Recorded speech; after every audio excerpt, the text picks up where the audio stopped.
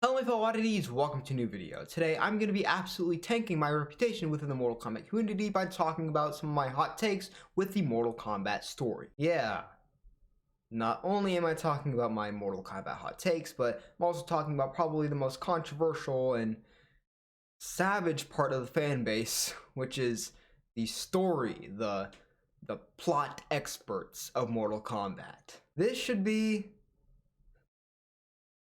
so fun. I've already had my hot takes in the past, not necessarily with the Mortal Kombat story, but I've definitely had some opposing opinions to what the general consensus is, like Mortal Kombat 2021 being the best Mortal Kombat movie, or the Legend movies sucking, or MKX being the worst out of the mainline Mortal Kombat games. Stuff like that, which has definitely gotten me in trouble sometimes. But you know what? Why not? Let's just go full pedal to the metal, absolutely tank my credibility as a Mortal Kombat content creator, have people doxing me or something like that, selling my address for a couple $1,000 on the deep web. Sounds awesome. In fact, let me help you guys out. You guys want to know my phone number? It's 248-434-5508. Call me. But yeah, let's just get on with the video and start off with the first hot take or unpopular opinion I have, and it's that I don't think Mortal Kombat should be a gore fest. Now some people are going to be like, okay, not really a hot take, but this is just the first one, so just wait, there will be more to come. And other people are going to be like, what? Mortal Kombat is all about the gore. How can you say Mortal Kombat shouldn't have gore? Which is not what I'm saying. I'm saying that the gore should be special. It should have some sort of build up to it. It shouldn't just be constant thrashing people around, slicing their head into 3 different pieces and slices and gouging their intestines out and splitting them apart into 100 pieces, just wasting the blood effects and the gore on just some random guard at the Shang Tsung Island. Like, that's boring. There's a very specific movie that I'm talking about, by the way, which you have probably already guessed by now. If you haven't, Scorpion's Revenge. And that's a problem I have with the Legends movies in general, is that they're too gory. There's too much of it. It's less so that the gore that happens is just too much, but it's more so that there is just too much where it doesn't become as special when a main character or something gets sliced up into 100 different pieces. And I think this is something that honestly NRS and the story mods have been doing a fine enough job of. Like, they aren't just splitting apart random NPCs, but most of the time when there is a gory moment, it's against an actual character, which, is a good thing. But there are some people who are like, oh, it should be even more gory. There should be more blood, more gore. Mortal Kombat is barely rated M in terms of the story, and it's barely rated R in terms of the movies. Like, Mortal Kombat 2021 is a good example of this being done right, where there's specific build-up and the fatalities are special, and it's just good. Like, it feels good to be like, oh yes, it's coming.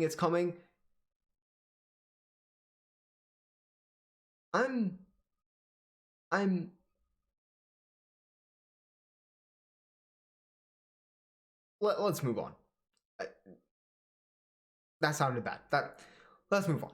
But yeah, in Mortal Kombat 2021, they weren't beating each other to a pulp. They weren't wasting precious gore effects on just some random people, and they weren't like going against people, fighting, and being like ripping out their throat or something and snapping their neck, and then the other guy will just be like, oh, I'm ready to still fight. Like, I know that's something people make fun of in Mortal Kombat, and it works well enough within the gameplay side of things, but within the story side of things, that just doesn't make sense, and you can't do that. Now, there's definitely problems with Mortal Kombat 2021's fight scenes, but it's not that. It's more so the fact that they're just not choreographed very well. But that's a topic for another time. But yeah, what I'm trying to say is that gore within Mortal Kombat needs a specific build-up. It needs to be a moment. It can't just be like interludes, if you know what I mean. It can't just be mindless, just staring at the screen as a bunch of people blow up into tiny bits or something. No, it should be something that you're in your seat, leaning over, ready for, and then when it's there, it's like, oh, look at that.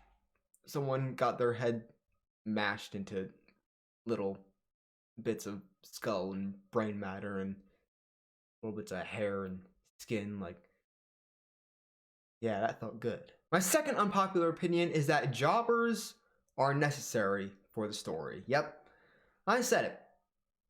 This is a pretty hefty one. Just second unpopular opinion. This is something a lot of people complain about with the NRS stories, but I personally don't think it's as big a deal as some people say it is. Now, yes, when a character is constantly a jobber and just never gets their time to shine, that is a problem. I'm looking at Reptile, who has a lot of potential, but it's never tapped into. But I'm more so looking at characters like Frost, who is considered sort of a jobber in Mortal Kombat 11, or Baraka, who is also considered a jobber in Mortal Kombat 9, and also somewhat in Mortal Kombat 11. Now, the thing is with those characters is that I wouldn't say they're bad jobbers, like Reptile or Aaron Black. Like, they're characters who have had their moments to shine, but in the specific story that they happen to be in, they're just there to lose to other people. Like, that's fine, but they eventually got something to do. Like with Baraka in the Mortal Kombat 11 story mode, he had a character arc. He went to the good guy's side. He teamed up with Katana to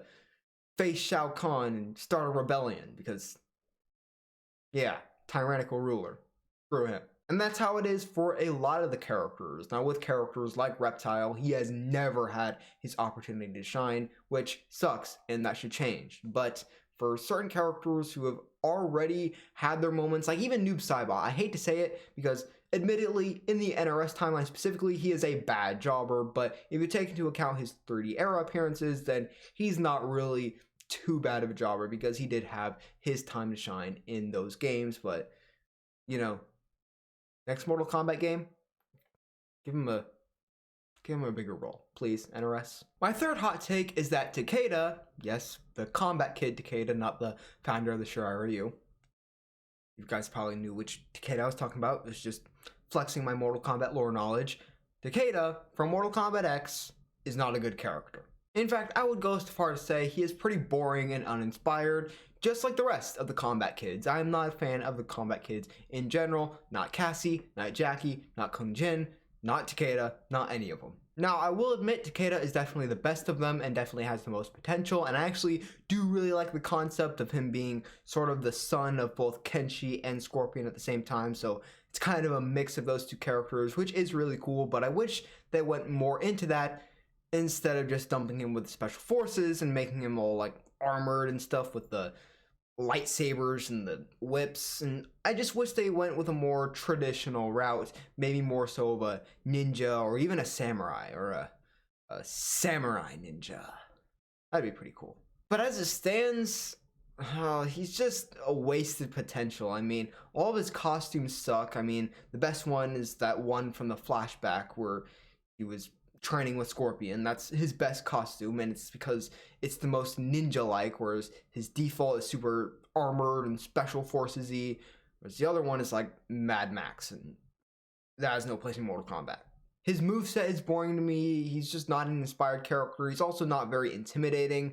Like, I don't know, just the way he talks and just his voice, like it gives off nervous energy, and that's just not something I really want in a Mortal Kombat character. And like, just zero confidence, just like, shiver me timbers, I'm gonna choke while fighting and not be able to do anything.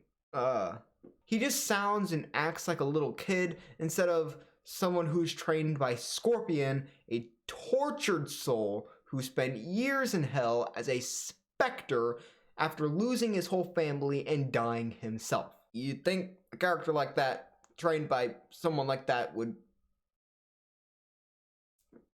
be a little more tough or confident. And you know what? He was pretty decent in the Mortal Kombat X comics, but first of all, those aren't canon, and also, if your best appearance was in a comic book and not in one of the mainline games or even one of the spin-off games, that's pretty bad. Now, my fourth Mortal Kombat hot take is that Meat and Mocap are acceptable characters. I could see them as real characters and not jokes. Now, this is more so for Meat than Mocap, because Mocap is a little harder to think of a moveset for, or a way to make people take him seriously. I mean, he's a guy with a bunch of balls on him, but you know, there's ways, like some tech-based character would be nice. Like, I don't know, what if he was kind of like that Johnny Cage stunt double variation for Mortal Kombat X, where he could like send out a hologram or something that can somehow fight the opponent. I don't know. He'd be cool, but I'm more so talking about meat here. And I wanted to make a video about recreating or reinventing meat because like he has so much potential that people don't even see at all. I mean, he could be such a cool like body horror creepy character with like growing limbs and bone knives coming out of his hands or something. I don't know. He just has so much potential to him that people don't see, that it just frustrates me. And I want to make a video about it, but it's just I haven't had the resources. I haven't had what I need to put the pieces in place to get that video created, but it will be at some point. I promise you guys, within the next year. Not this year, not 2023, but within the next year. So February 2024. That's a promise. By then, you will get the reinventing meat video. And you never know, I could start reinventing some other Mortal Kombat characters as well, if you guys want it. Depends probably on how that video is seen and the reputation it gets. Because, you know, some series on this channel do pretty well, and some others just don't. And if a series doesn't do particularly well, I'm just gonna boot it, I guess. Meat, mocap, shouldn't be joke characters anymore. But moving on to my fifth unpopular opinion. And this one is probably the most controversial out of all of them. It might not be the most unpopular, but it's definitely the most controversial. It's going to be the one that the people who disagree with it are probably going to get pretty mad about it. But it's that I think social commentary is perfectly fine in Mortal Kombat. Some people say that it's not and then cite certain characters' endings in Mortal Kombat 11. Jax. But I don't think that ending, first of all, is particularly terrible. Like, it's not good. It's not good social commentary, but, you know, it's there. It exists. But I don't think the concept of social commentary should just be dismissed immediately for Mortal Kombat as a whole, because I think there's a lot to say within the Mortal Kombat universe with some of the characters. This is literally a series where some of the characters are US military. This is the series where genocides happen all the time. This is the series with tyrannical rulers. I mean, yes, they're not the most realistic depictions of how they'd actually be, and when they do try to make comparisons, it's kind of cringy, but you get what I mean. Like, there's some social commentary there that, while it would probably be weird if it wasn't particularly subtle, which is how I think they should go for it, just kind of make it a bit subtle. Like, an idea I've had for a while is Jax. He's a veteran, right? He's a military officer who got quite hurt in the line of battle, and I think PTSD has been a part of his character a little bit, but I think there's more to it than that. Also, with his prosthetics, with the metal arms, there's a lot you can do with that as well, with him kind of having to get used to the metal arms instead of him just like getting used to it immediately, because tech, advanced machinery, yeah, woohoo, it can solve all our problems. That's boring.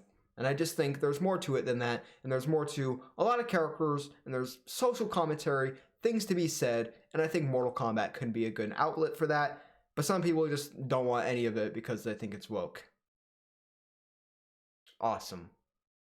Cool. Now, as for my final hot take, which might not be my final hot take, because, you know, I might want to make a few more of these videos, if you guys want, but the final hot take for this video is that both reboots were completely justified. Yes, the one that happened after Armageddon, even though it was kind of stupid and didn't make sense, was justified. And the one that happened after Mortal Kombat 11 was also justified. I don't really get when people say, oh, but reboots will render the previous timeline, everything we've done up to this point, pointless. No, it doesn't, because how did you get to this rebooting of the timeline? Like, what were the steps you had to take to get to this point? It is important. Like, the whole original trilogy is not just wiped out and doesn't matter anymore simply because Raiden rebooted the timeline. Because the events that happened in the 3D era led up to Raiden rebooting the timeline. The events that happened in the NRS era with specifically Mortal Kombat 11 and Liu Kang becoming the Fire God and defeating Kronika, all of that mattered when rebooting the timeline, because now we have a completely new ruler of the Hourglass and a completely new person who's going to be creating the next timeline. So yes, what happens in the previous games definitely do matter. What happened in these timelines isn't just completely irrelevant now. It does matter. And I say they're justified because yes, there were plans for after Armageddon introducing a new set of characters. And honestly, not sure how many people would have really tuned into that. And I feel like if that did happen, a lot of fans would dip out from the series because characters like Liu Kang, Sub-Zero, Scorpion, all of those guys, they would be dead because everyone's supposed to die in Armageddon. And while yes, you can add replacements for those characters or even sprinkle some of the characters who you could plausibly say survived, but at the end of the day, I think it was the wisest decision to reboot the timeline and start afresh and kind of reintroduce the world of Mortal Kombat to people after a very awesome and very good timeline, but it started to get convoluted, it started to get messy, and so I think the reboot was perfectly justified. And as for Mortal Kombat 11's reboot, I think that one's also justified, and it's for the same reason, which is crazy to say, because how many games were there in the original timeline? There was Mortal Kombat 1, Mortal Kombat 2, Mortal Kombat 3, Mortal Kombat 4, Mortal Kombat Deadly Alliance, Mortal Kombat Deception, Mortal Kombat Armageddon. 6 games before the reboot. And then for Mortal Kombat 11, or the NRS timeline, Mortal Kombat 9, Mortal Kombat X, Mortal Kombat 11, and then they rebooted again. And I'm saying it's for the same reasons, which means it's because the timeline got too convoluted and they had to have a reset to reintroduce the world of Mortal Kombat to people. Which means within half the amount of games that there were in the original timeline, NRS somehow made the timeline just as, if not even more screwed up than it was in the original timeline. How is that even possible? But yeah, that's my final Mortal Kombat hot take, at least for the story. Maybe I can do different types of hot takes, like Mortal Kombat gameplay hot takes, or Mortal Kombat behind the scenes hot takes, or something like that. But no, today we're just talking about story, and it's all your decision if we want to continue this series or not. If you do, make sure to give this video a like. Also, make sure to subscribe, turn on the notification bell, and comment down below some of your Mortal Kombat hot takes, because I may or may not turn that into a video in and of itself at some point down the line. That being said, that's it for this video, my fellow oddities. I'll see you next time.